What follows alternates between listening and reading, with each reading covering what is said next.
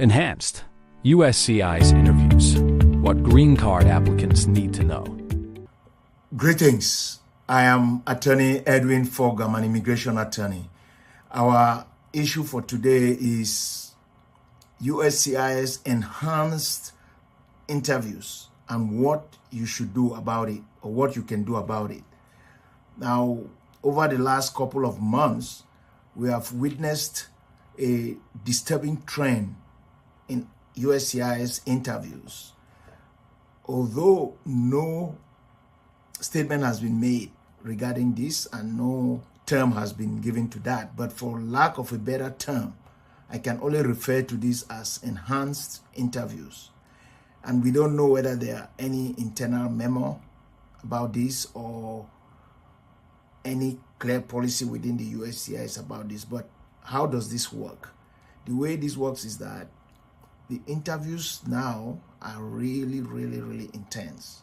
Most of them last for between 2 to 4 hours, especially marriage-based green card interviews. The parties are separated as they used to be separated before, but this time what usually happens is the questions that are asked are numerous. More than 50 questions are asked of each party, and those questions are actually printed out along with the answers, and the applicant is required, or the petitioner is required, to sign, as well as the USCIS officer who also signs.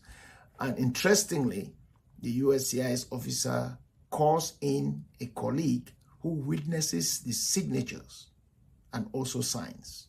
So this just gives an impression of how serious this is. Now, apparently, the way USCIS now goes into this interview is that they go in to find reasons to deny fraud, background information, or things like that, instead of going in as neutral fact finders, as it used to be. And so the question becomes, why is this? Of course, one of the reasons is the general atmosphere, what has been presented as how cases should be handled, and the requirement that cases should be more scrutinized, and the general immigration climate. But more importantly, we think one of the reasons for this is because certain information is being transmitted through the agencies to give USCIS more information about particular petitions than they would have had before.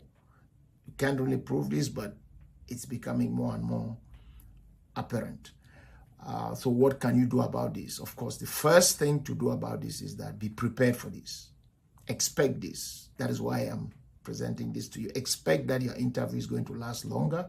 Expect that you may be separated if it is a marriage-based petition. Expect that USCIS is going to go into the background information, and anything about you can come up and will be used at that interview. Secondly, prepare for the interview. Prepare as intensely as you expect the interview to be conducted. And thirdly, if you can, try to get a legal representative, because what usually happens in this interview is that your representative can sit in, even if you are separated in a marriage-based petition. They can follow the questions, they can track it, and sometimes corrections can be made.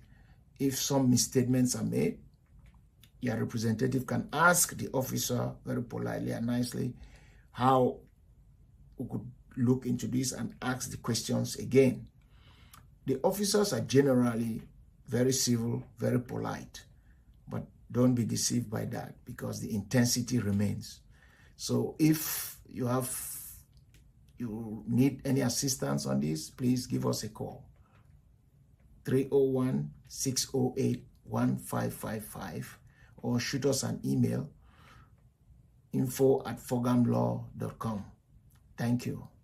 Thanks for watching. Be sure to hit that like and subscribe button and leave us a review in the comments.